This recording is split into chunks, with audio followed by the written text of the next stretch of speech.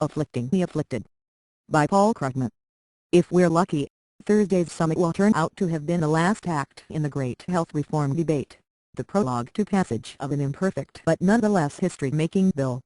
If so, the debate will have ended as it began, with Democrats offering moderate plans that draw heavily on past Republican ideas, and Republicans responding with slander and misdirection. Nobody really expected anything different. But what was nonetheless revealing about the meeting was the fact that Republicans, who had weeks to prepare for this particular event, and have been campaigning against reform for a year, didn't bother making a case that could withstand even minimal fact-checking. It was obvious how things would go as soon as the first Republican speaker, Senator Lamar Alexander, delivered his remarks. He was presumably chosen because he's forecasty and likable and could make his party's position sound reasonable. But right off the bat he delivered a whopper, asserting that under the Democratic plan, for millions of Americans, premiums will go up. Wow! I guess you could say that he wasn't technically lying, since the Congressional Budget Office analysis of the Senate Democrats' plan does say that average payments for insurance would go up. But it also makes it clear that this would happen only because people would buy more and better coverage.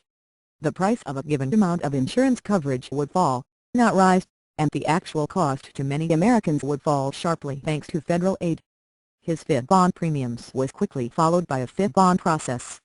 Democrats, having already passed a health bill with 60 votes in the Senate, now plan to use a simple majority vote to modify some of the numbers, a process known as reconciliation. Mr. Alexander declared that reconciliation has never been used for something like this.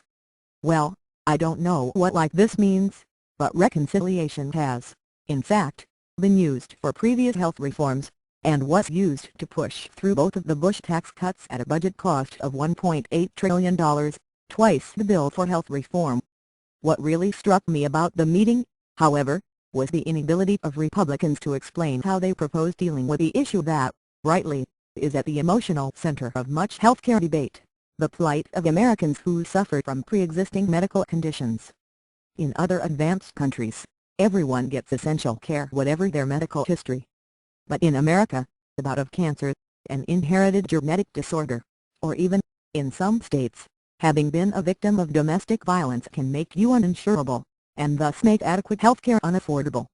One of the great virtues of the Democratic plan is that it would finally put an end to this unacceptable case of American exceptionalism.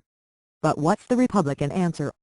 Mr. Alexander was strangely inarticulate on the matter, saying only that House Republicans have some ideas about how my friend in Tullahoma can continue to afford insurance for his wife who has had breast cancer. He offered no clue about what those ideas might be. In reality, House Republicans don't have anything to offer to Americans with troubled medical histories. On the contrary, their big idea, allowing unrestricted competition across state lines, would lead to a race to the bottom. The states with the weakest regulations, for example, those that allow insurance companies to deny coverage to victims of domestic violence, would set the standards for the nation as a whole. The result would be to afflict the afflicted, to make the lives of Americans with pre-existing conditions even harder. Don't take my word for it.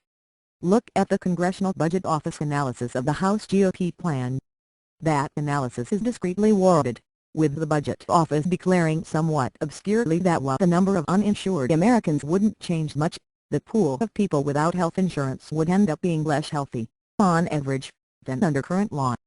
But here's the translation: while some people would gain insurance, the people losing insurance would be those who need it most. Under the Republican plan, the American healthcare system would become even more brutal than it is now. So what did we learn from the summit? What I took away was the arrogance that the success of things like the death panel smear has obviously engendered in Republican politicians. At this point they obviously believe that they can blandly make utterly misleading assertions, saying things that can be easily refuted, and pay no price. And they may well be right. But Democrats can have the last laugh. All they have to do, and they have the power to do it, is finish the job, and enact health reform.